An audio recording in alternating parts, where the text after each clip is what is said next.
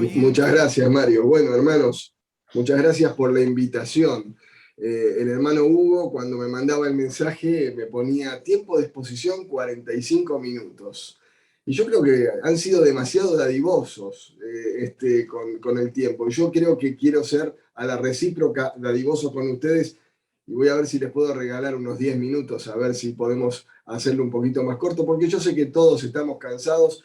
El Señor me permitió aprovechar por lo menos los primeros 45 minutos de estar en nuestra reunión, que la tenemos como ustedes los días miércoles en el salón, y porque como estoy muy cercano de la iglesia a casa, bueno, rápidamente me vine para acá para poder compartir este tema, este estudio que ustedes están teniendo en el libro de Hechos. Gracias, hermanos, entonces, por permitirme estar con ustedes. Miren, hermanos, siempre que abrimos la palabra de Dios, es una gran responsabilidad, pero un gran desafío para poder escucharla, ¿no? Siempre oramos, bueno, Señor, que podamos escuchar tu voz, pero que también podamos aplicar aquellas cosas que podemos escuchar. Y cada vez que abrimos la Biblia, el gran libro, el libro de Dios, no es escuchar la voz de un hombre, sino es escuchar directamente la voz de Dios. Un libro que fue leído, un libro que es leído, y un libro que será leído por la eternidad porque es el libro de Dios. Por lo tanto, bien hacemos en estudiarlo, bien hacemos en escrutarlo y bien hacemos también en profundizarlo. Y quisiera poder observar con ustedes algunas situaciones que ocurrieron en el libro de Hechos, en el estudio que están haciendo en el capítulo 21. El libro de los Hechos, hermanos, es un libro apasionante, no deja de ser un relato apasionante del obrar de Dios en la conformación de la iglesia.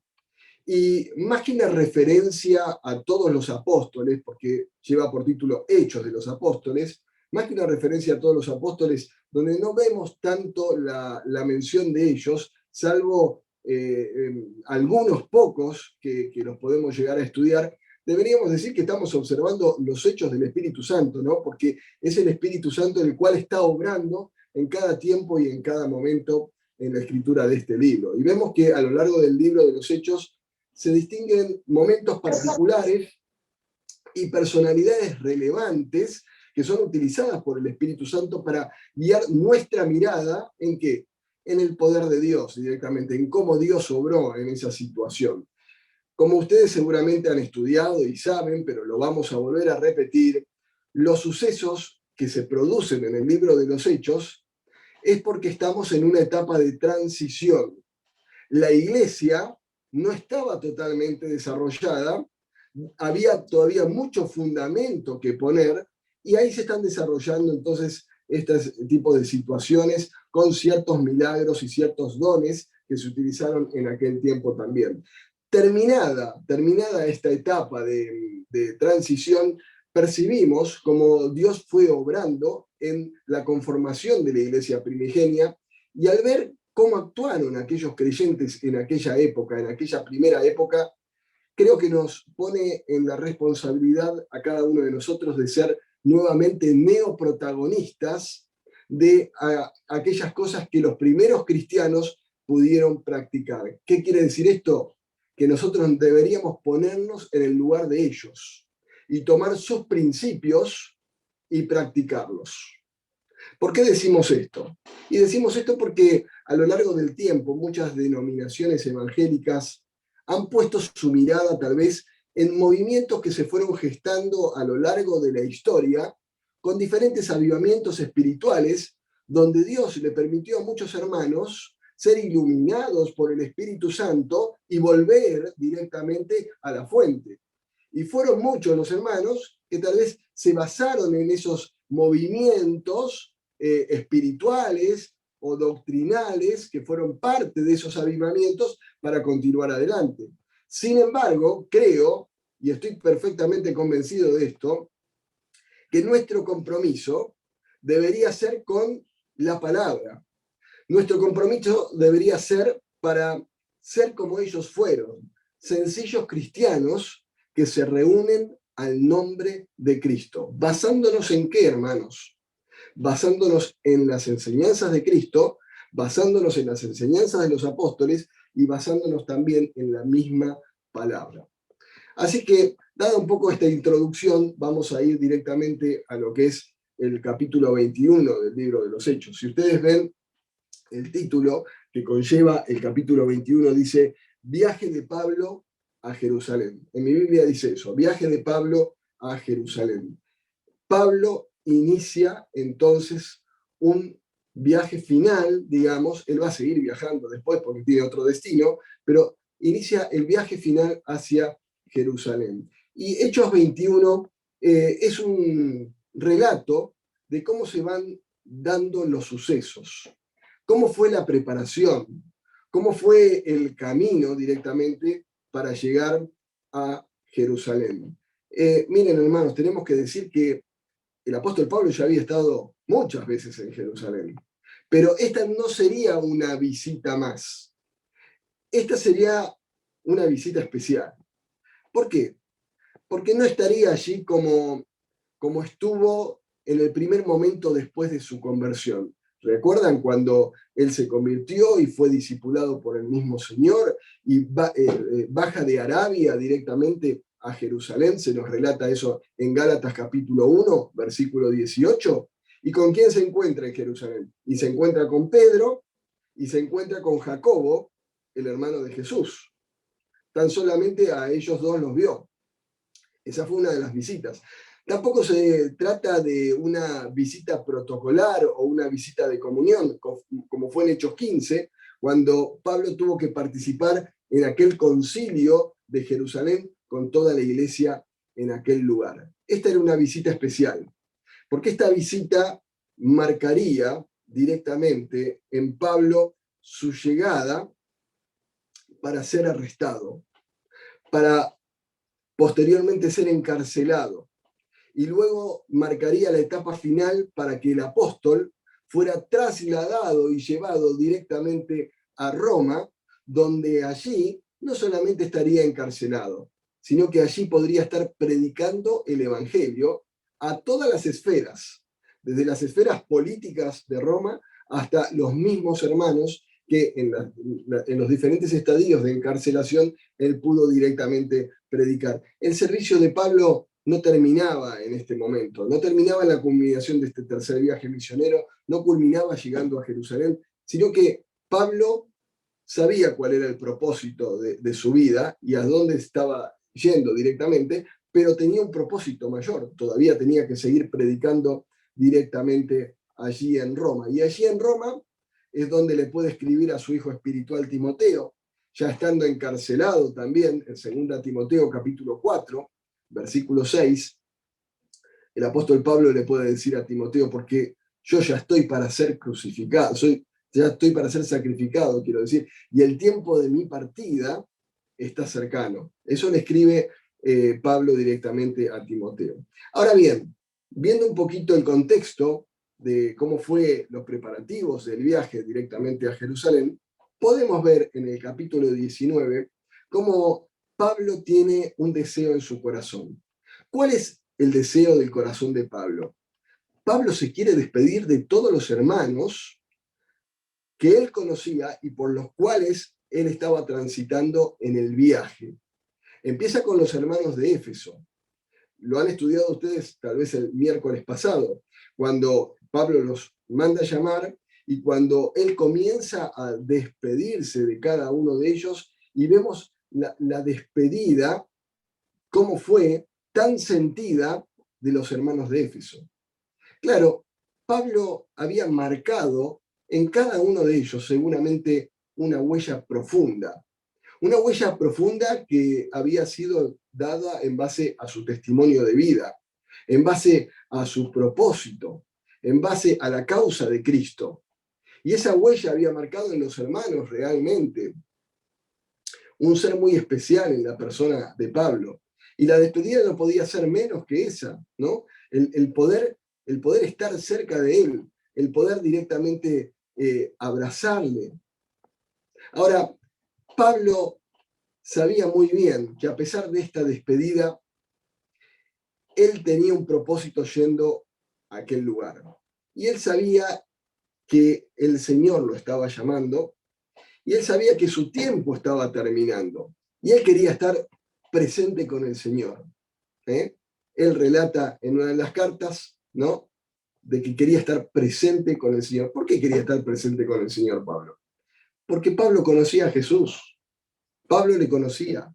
Pablo pudo tener esa primera experiencia, ni bien tuvo su conversión camino a Damasco, y lo pudo ver a Cristo por primera vez sentado a la diestra de Dios. Pero Pablo también tuvo la experiencia preciosa de haber sido discipulado por Cristo mismo, como decíamos antes, ¿no? Allí en Arabia, Gálatas capítulo 1, versículo 17. Fue el Señor mismo que lo discipuló a Pablo, le transfirió a él el conocimiento directamente de su persona. ¿Cómo no lo iba a conocer Pablo? Claro que sí lo conocía. También se nos relata la experiencia de un hombre, él habla en tercera persona, que en el cuerpo no lo sabía. O sea, en el cuerpo o en éxtasis, un éxtasis como tuvo Pedro en Hechos capítulo 10, él pudo contemplar el cielo y pudo experimentar, vista que ojo no vio, y escuchar lo que ningún oído escuchó. Y esa experiencia la tuvo Pablo.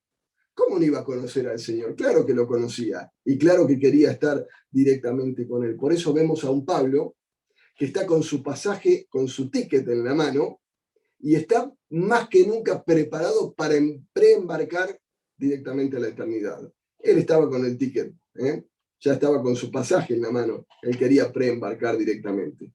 Por eso en Hechos 19, como decíamos antes, los ancianos se despidieron tan afectivamente y tan calurosamente, con abrazos y con besos hacia él. Hermanos, vamos a buscar Hechos capítulo 21. Hechos capítulo 21, vamos a leerlo de corrido, ¿sí?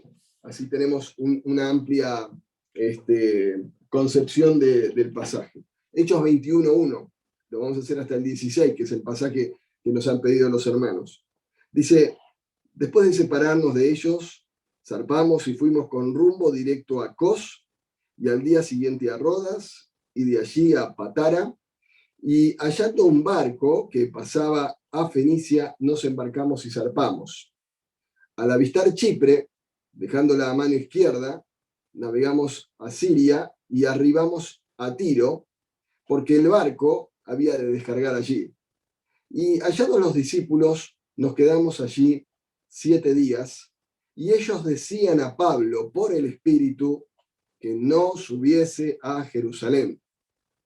Cumplidos aquellos días, salimos, acompañándonos todos, con sus mujeres e hijos, hasta fuera de la ciudad, y puestos de rodillas en la playa, oramos. Y abrazándonos los unos a los otros, subimos al barco, y ellos se volvieron a sus casas. Y nosotros completamos la navegación, saliendo de Tiro y arribando a Tolemaida, y habiendo saludado a los hermanos, nos quedamos con ellos un día. Al otro día, saliendo Pablo y los que estábamos, fuimos a Cesarea, y entrando en casa de Felipe, el evangelista, que era uno de los 7, posamos con él. Este tenía 4 hijas doncellas que profetizaban. Y permaneciendo nosotros allí algunos días, descendió desde Judea un profeta llamado Agabo, quien, viniendo a vernos, tomó el cinto de Pablo y atándose los pies y las manos, dijo: esto dice el Espíritu Santo, así atarán los judíos en Jerusalén al varón de quien es este cinto, y le entregarán en manos de los gentiles. Al oír esto, le rogamos nosotros y los de aquel lugar que no subiese a Jerusalén. Entonces Pablo respondió: ¿qué hacéis llorando y quebrantándome el corazón? Porque yo estoy dispuesto no solo a ser atado, mas aún a morir en Jerusalén por el nombre del Señor Jesús. Y como no le pudimos persuadir, desistimos diciendo: hágase la voluntad del Señor.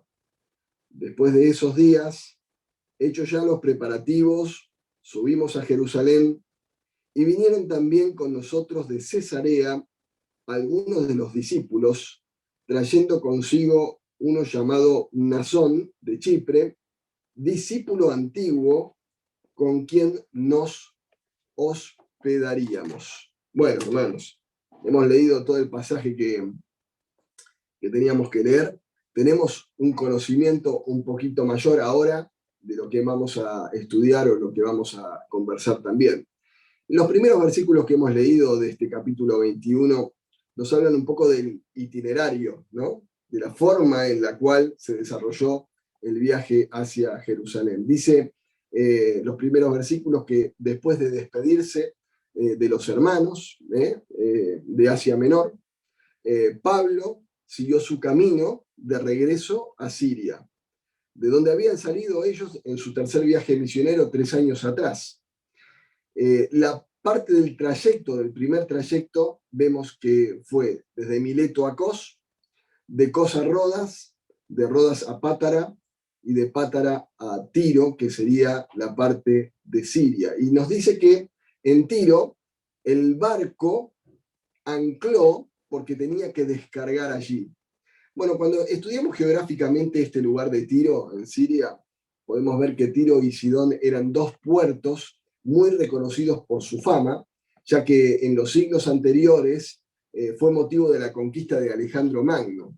Hoy sería geográficamente la zona del Líbano, para que nos podamos ubicar dónde está este puerto. La historia de los fenicios rozaba bastante para bien y para mal con el pueblo de Israel. Cuando uno estudia el Antiguo Testamento, vemos que hay profecías que son dadas por Isaías y por Ezequiel, que hablan de las personas de Fenicia.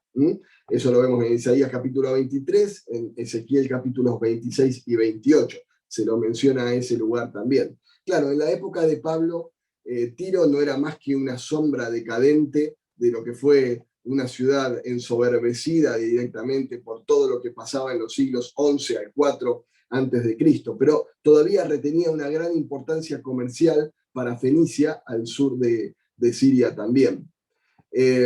Tenemos que decir que en ese lugar había creyentes. ¿Y por qué había creyentes en aquel lugar? Bueno, había creyentes porque alguien le predicó el Evangelio, si no, no podría haber creyentes. ¿Por qué hay creyentes en Mario Bravo? Porque hubo hermanos que predicaron el Evangelio, dieron testimonio al barrio, abrieron las puertas de la iglesia, se predicó el Evangelio, almas salvadas, ¿no?, para el Señor, entraron, se convirtieron, conformaron parte del cuerpo. Lo mismo aquí en Pilar. Ahora, ¿por qué decimos entonces que había creyentes en aquel tiempo, en aquel momento, en aquel lugar? Bueno, esto fue debido a una situación que se produjo en Jerusalén, en una diáspora, en una dispersión, cuando los primeros creyentes judíos fueron despedidos de aquel lugar por causa del martirio de Esteban. Se nos dice en Hechos capítulo 11, versículo 19, si quieren lo pueden buscar, Hechos 11, 19, dice, ahora bien, los que habían sido esparcidos a causa de la persecución que hubo con motivo de Esteban, pasaron hasta Fenicia. Y Fenicia es este lugar, en Tiro, Chipre y Antioquía. Dice, no hablando a nadie la palabra, sino solamente a los judíos. Sino solamente a los judíos. Pablo había tomado este barco, sabiendo y conociendo que estaba terminando sus viajes misioneros. Ya no iba a girar más, ya no iba a poder emprenderse en otra vuelta, ya no iba a poder ir y ser tutores de los lugares donde él había estado predicando o visitar nuevamente a los hermanos también.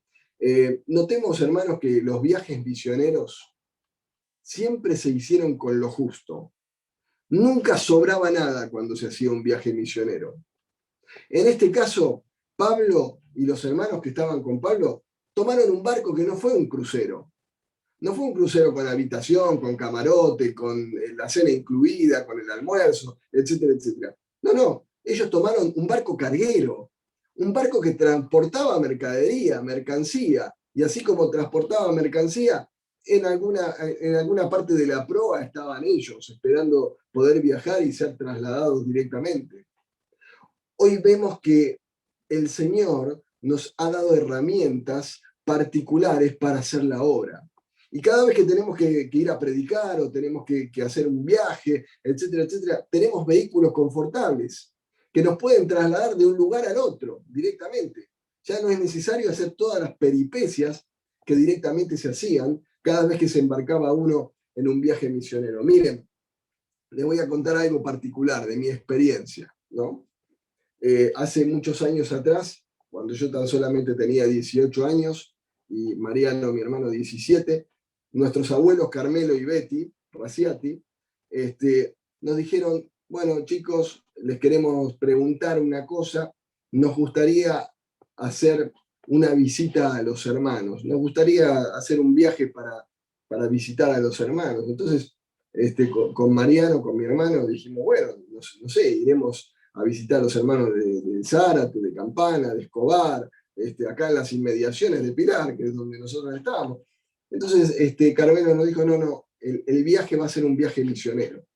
Y en ese viaje misionero vamos a tener que ir justamente a ministrar, pero vamos a tener que ir a los Estados Unidos.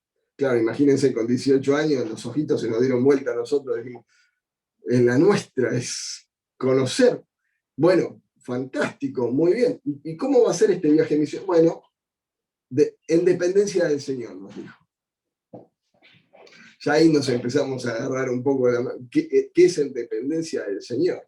Bueno, básicamente, les cuento rápidamente, muy cortito, el viaje comenzó con el viaje, justamente. Pudimos tomar un vuelo que es una compañía que creo que todavía existe, el Joy Aéreo Boliviano. El Joy Aéreo Boliviano era un avión que nos trasladaba en un vuelo que iba de Buenos Aires a Miami en 36 horas. O sea, un vuelo directo que se hace en 8, imagínense, nosotros lo hicimos en 36 horas. Claro, el ánimo era muy bueno porque íbamos a visitar más de 10 iglesias en los Estados Unidos, en diferentes estados de los Estados Unidos. O sea, era prácticamente recorrer todos los Estados Unidos. Lo cierto es que comenzamos este viaje saliendo de Buenos Aires y claro, el itinerario era Ezeiza a Santa Cruz de la Sierra, una parada de 8 horas. Luego teníamos que ir directamente a Lima. De Lima a Caracas, una parada de 4 horas. De Caracas a México y de México a Miami. Claro, era un vuelo muy barato, porque había que pagar 4 tickets aéreos y había que bancarse las 36 horas de viaje.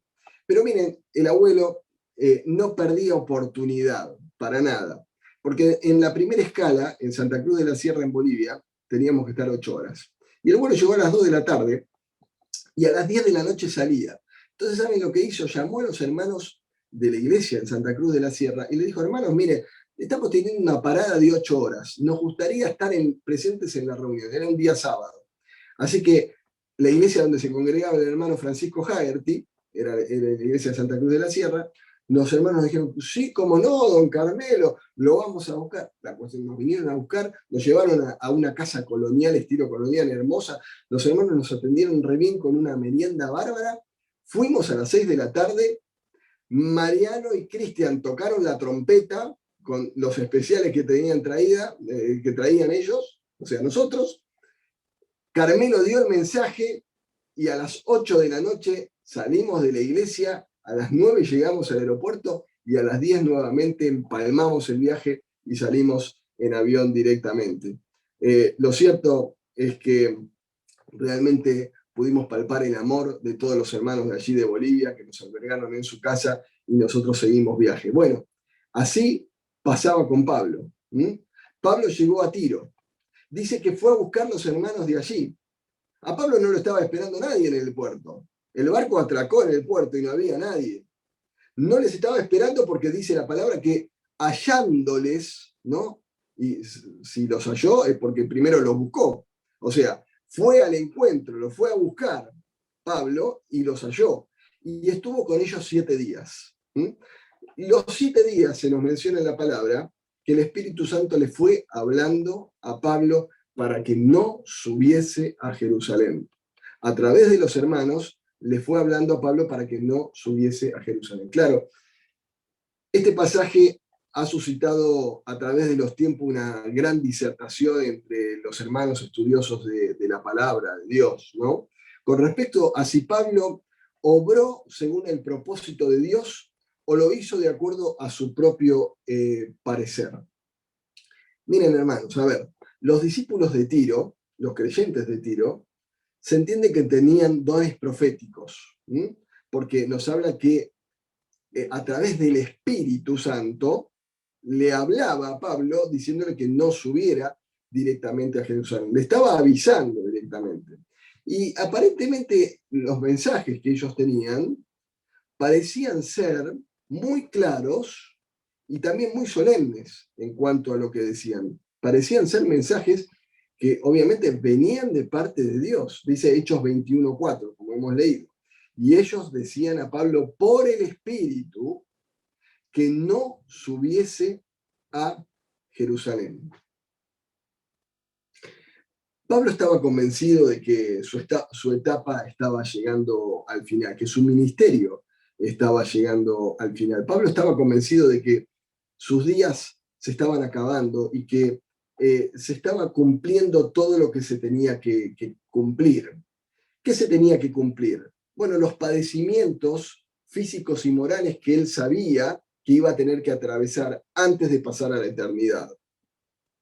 En Hechos capítulo 20-22, pareciera un poco que se nos habla de esto, ¿no? Si busquen un par de páginas hacia atrás en la Biblia, en Hechos 20-22, pareciera que hay una indicación de que él hubiese recibido de parte del Señor una indicación clara de lo que le estaría esperando, ¿no? Dice, de modo que él iba ligado en el espíritu, aun si fuese a la muerte. Dice Hechos 20-22, ahora, he aquí, ligado yo en espíritu, voy a Jerusalén sin saber lo que allá me ha de acontecer. Claro, cuando nosotros leemos la palabra, y tenemos que estar atentos cuando leemos la palabra, porque como bien se nos ha enseñado muchas veces, cuando hablamos del término espíritu, si el espíritu está en mayúscula, quiere decir que nos está hablando de la tercera persona de la Trinidad, del Espíritu Santo, de Dios directamente. Si el espíritu está en minúscula, entonces se está refiriendo al espíritu humano, a los espíritus demoníacos, etcétera, etcétera. Bien, entonces creo que eso lo conocemos, lo sabemos, pero lo volvemos a explicar también. Y en este caso notemos que no se nos habla de que él estaba ligado en el espíritu mayúscula, sino nos da a entender que estaba, como que él estaba preparado en su propio espíritu para aquellas cosas que vendrían en el futuro. Es como que él estaba fortalecido en Dios, en su espíritu, de aquellas cosas directamente que le van a acontecer. Ahora, no fue un hermano solo de los de Tiro que le habló a Pablo y le dijo esto, sino que eran varios hermanos. O sea, nos hablan de una pluralidad directamente, de varios persistieron diciéndole a través del Espíritu en mayúscula que no subiese directamente a Jerusalén. Decimos que muchos lo ven a Pablo tal vez como desobediente en cuanto a lo que el Espíritu Santo le estaba indicando. Ahora, ¿qué podríamos decir nosotros? ¿Qué podríamos decir frente a esto?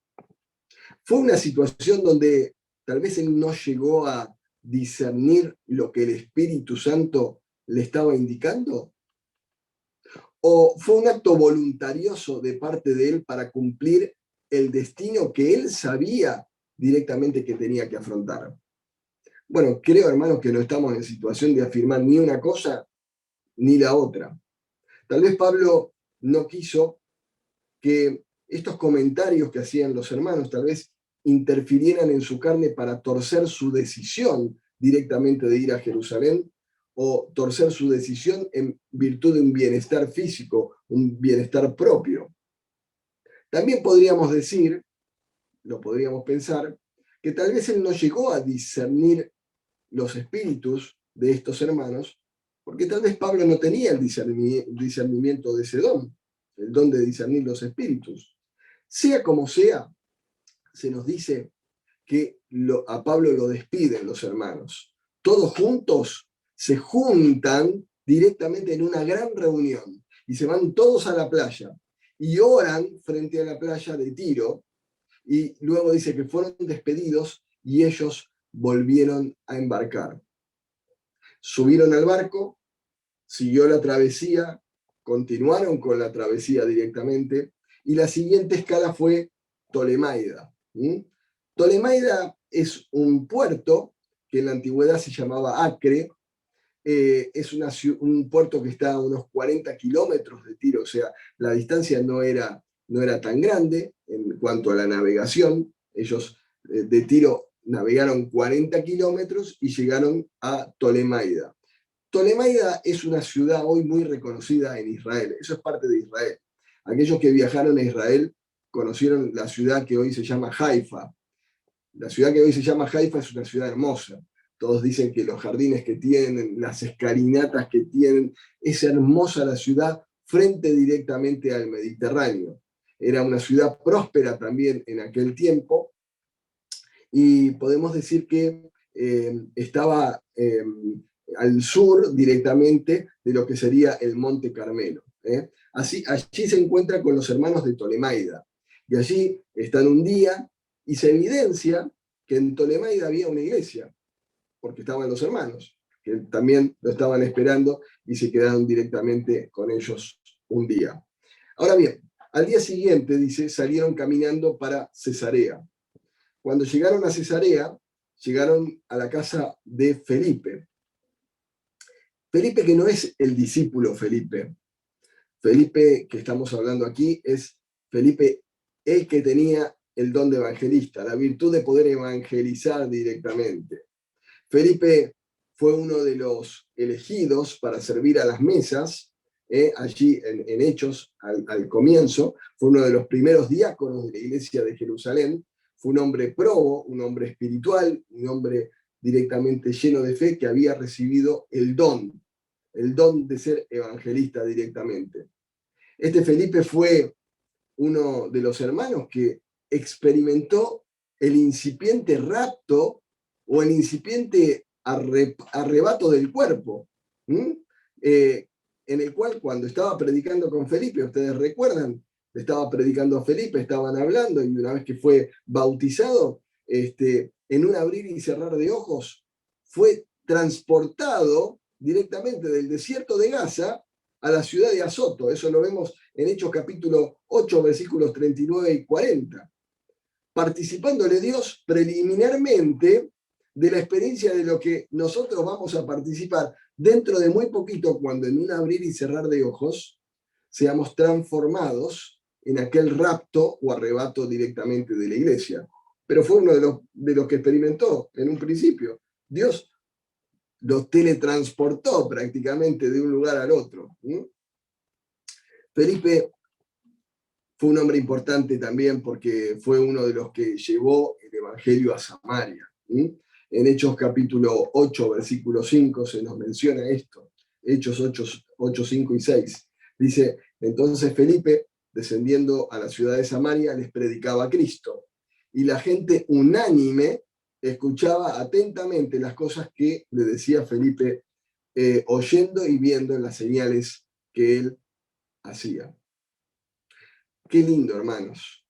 Qué lindo es que habían pasado 20 años o más de todos estos sucesos, y Felipe seguía siendo el mismo evangelista que 20 años atrás. Su don lo mantenía activo, su don lo practicaba directamente a todos. Él era Felipe el evangelista. Esa designación directamente, que se supone que se conservaba realmente por su extensa labor en la evangelización. Se nos habla de que Felipe tenía 4 hijas. 4 hijas doncellas, o sea, vírgenes, no casadas, que profetizaban, que trasladaban lo que Dios le daba a ellas y lo podían expresar directamente a otros. Lo que el Espíritu Santo le hablaba a ellas lo podían directamente transferir. Claro, cuando vemos esto o cuando vemos esta situación, ha habido algunos hermanos que han querido interpretar sobre este pasaje el libre ministerio público de las hermanas en cuanto a la enseñanza dentro de la participación de la iglesia, dentro de la participación en los cultos. Sin embargo, tenemos que decir que las cartas apostólicas son muy tajantes en cuanto a establecer de que las hermanas dentro del culto no podían tener injerencia sobre el varón, no podían tener la posibilidad de ministrar o poder enseñar dentro de la congregación. Eso leemos en 1 Corintios capítulo 14, versículo 34 y en 1 Timoteo capítulo 2, versículos 11 y 12. Por lo tanto, inferimos que estas hijas de Felipe, estas doncellas, profetizaban, sí, pero fuera de los cultos. Tal vez lo hacían en el hogar o tal vez lo hacían en lugares especiales donde Dios les pedía que lo hicieran de esa forma, donde el Espíritu Santo les pedía que lo hicieran directamente de esa forma, de esa manera. Así que no podemos establecer en base a este pasaje justamente lo otro, ¿no? Porque está muy bien aclarado en las cartas, en las epístolas, el lugar que tienen que tener las hermanas dentro de la congregación, dentro de los cultos, cuando la iglesia está reunida, cuando las autoridades espirituales están dentro de la iglesia, cuando los dones están en uso y cuando está la presencia de los varones dentro de la congregación también. Lo que sigue ahora es algo bastante especial también, y vemos la participación de otro profeta. Ese profeta es Agabo. Miren, hermanos, Agabo no es un personaje que aparece por primera vez en este momento, no es un profeta caído del cielo, un descolgado directamente, no es que apareció de la nada, no. Agabo era un hermano, oriundo de Antioquía, que tenemos registro de que ya había profetizado anteriormente, no era la primera vez que profetizaba, no era la primera vez que Dios lo usaba para profetizar directamente. En Hechos capítulo 11, versículo 28, se nos menciona acerca de Agabo, ¿no? Y dice, y levantándose uno de ellos, dice en Hechos 11, 28, y levantándose uno de ellos llamado Agabo, daba a entender por el Espíritu Santo que vendría una gran hambre en toda la ciudad habitada, en toda la tierra habitada, perdón, la cual sucedió en el tiempo de Claudio. Él profetizó de que realmente iba a haber una sequía. Él profetizó que iba a haber hambre. Y realmente se cumplió porque eso lo había recibido de parte de Dios. Ahora, Agabo tiene que ahora nuevamente profetizar. Y lo hace con una escena representada. Claro, cuando nosotros vemos un poco cómo se manejaban los profetas en aquel tiempo y también en los tiempos anteriores, vemos que los profetas eran mucho de dramatizar sus mensajes. ¿Para qué? Para que las personas pudiesen entender justamente, no solamente oír el mensaje, sino que lo pudiesen comprender con su vista, con lo que estaban viendo, la magnitud de lo que Dios quería expresar a través de ese mensaje también. Entonces Agabo toma el cinto de Pablo. Pablo tal vez pensó, pero qué atrevido este hombre, me tomó el cinto. Pablo toma el cinto de Pablo y se lo ata en sus manos y en sus pies. Y él puede expresar y puede decir directamente, esto es lo que le acontecerá al dueño de este cinto, y así le entregarán directamente a los gentiles. Miren, hermanos, Pablo es advertido nuevamente de lo que le espera. Podríamos pensar con todo esto en dos posibilidades, tal vez que se me vienen a la mente. Una es que el Señor le estuviera preparando a Pablo para que tuviera la certeza de que iba a ser tomado preso cuando llegara directamente a Jerusalén. Esto tal vez podría actuar en la vida de Pablo para seguir preparándolo, ¿no? Acerca de las situaciones que vendrían directamente por delante. Tal vez al escuchar y al ver esto, Pablo pensó en su interior en el Señor Jesús. Cómo el Señor Jesús también tuvo que prepararse emocionalmente para dirigirse directamente a Jerusalén, sabiendo que en Jerusalén le esperaría su sacrificio, sabiendo que en Jerusalén le esperaría la cruz directamente, sabiendo que en Jerusalén tendría que experimentar todo lo que él tuvo que experimentar. Y tal vez Pablo estaba pensando en lo que Lucas había escrito en el capítulo 9, versículo 51, cuando el Señor, se dice de él, cuando se cumplió el tiempo en el que había de ser recibido arriba, afirmó su rostro para ir a Jerusalén. El Señor Jesús afirmó su rostro para ir a Jerusalén. Lo afirmó. Se puso en una posición segura, en plena dependencia de Dios, de plena dependencia del Padre, para cumplir el propósito que tenía que cumplir. Y tal vez Pablo quiso tener la misma actitud. Tal vez pensó en esto, en esa misma dependencia espiritual de Dios. Él afirmó su rostro para ir directamente a Jerusalén. Otra razón, tal vez que podríamos estudiar en este aspecto, por lo que el Señor envió al profeta Agabo, fue para que los discípulos de Pablo también comprendieran y tuvieran la magnitud de lo que le esperaría cuando llegue a Jerusalén, y a los discípulos, a los hermanos, no lo agarre de improviso, sino sabiendo que todo esto estaba preparado directamente por el Señor.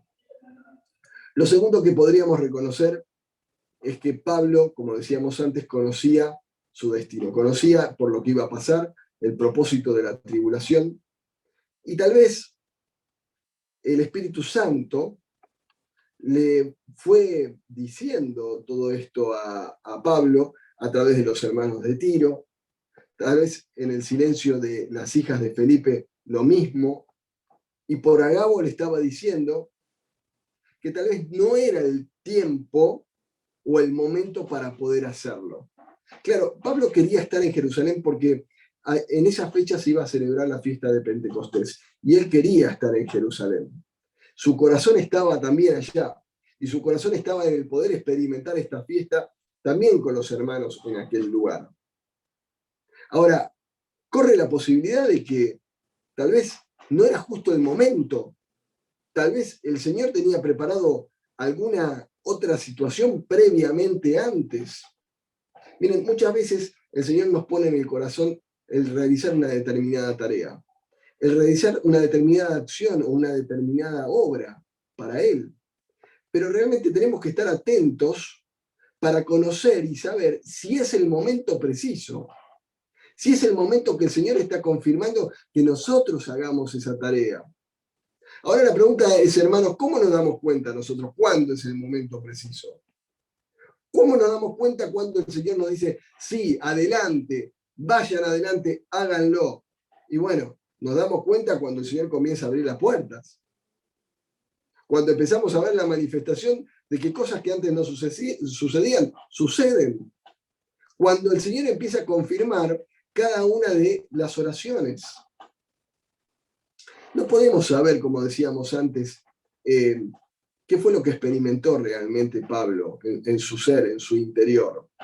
Lo cierto es que los hermanos de Cesarea dicen que después de llorar también con él, sabiendo lo que le esperaba a Pablo, le dijeron, todos juntos, hágase la voluntad del Señor, ¿no? Hágase la voluntad del Señor. Como siempre, siempre se va a hacer la voluntad del Señor. Siempre se va a hacer la voluntad del Señor. Yo no sé si la voluntad del Señor era para Pablo, era que la voluntad directiva del Señor fuese que Pablo fuese a Jerusalén, o tal vez fue la voluntad permisiva de parte del Señor de que Pablo fuese a Jerusalén. Lo cierto es que el propósito estaba establecido y había que cumplirse. Debía cumplirse el propósito directamente de Dios. Por último, se nos habla de que viajaron 80 kilómetros de Cesarea a Jerusalén, caminando en un viaje que es lento, muy incómodo, hasta poder llegar allí. Se nos habla de un discípulo, Nasón, un hermano oriundo de Chipre, que no conocemos demasiado de él, salvo que fue uno de los primeros discípulos en convertirse, porque se nos habla que era un discípulo antiguo, probablemente fue uno de los discípulos conversos en los primeros años de la iglesia en Jerusalén, que evidentemente Pablo tal vez lo conocía, y que les abrió su casa para que ellos directamente pudiesen ser hospedados en Jerusalén. Concluimos, hermanos, para terminar. Pablo estaría cerrando con esta etapa sus viajes misioneros.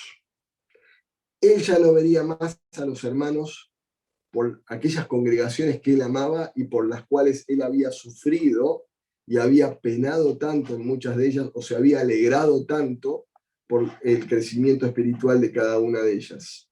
Siempre que fue a un lugar directamente, siempre que fue, buscó a los hermanos. En este último trayecto siempre los buscó la presencia de ellos. Por cada localidad que él pasó, directamente los buscó.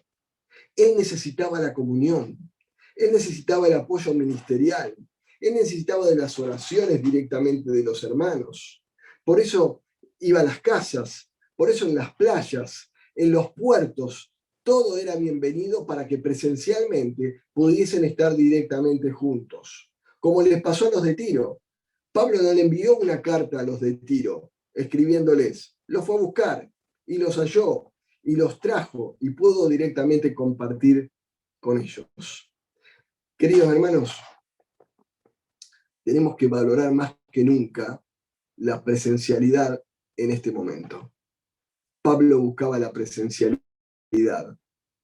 ¿Cuántos creyentes en este tiempo se han acostumbrado al confort de la virtualidad para estar cómodamente en sus casas mirando una pantalla y no pudiendo asistir nuevamente al templo? Hoy en nuestro país, por los motivos que sea, se han habilitado los protocolos, se han abierto, ya no hay tanto aforo en cuanto a las iglesias. Nosotros nos podemos congregar en el número, guardando las distancias, guardando ya todo lo que sabemos, pero lo podemos hacer y podemos estar presentes en el templo.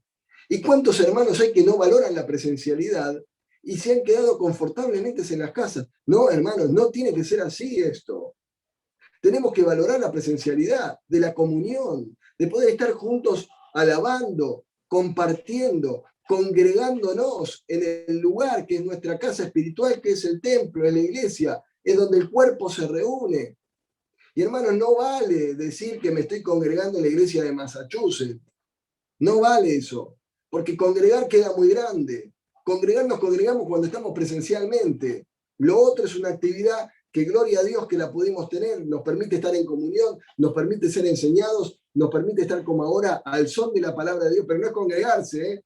Congregarse es la presencialidad. Congregarse es cuando hay un hermano que con sus dones me edifica y yo puedo edificarlo a él.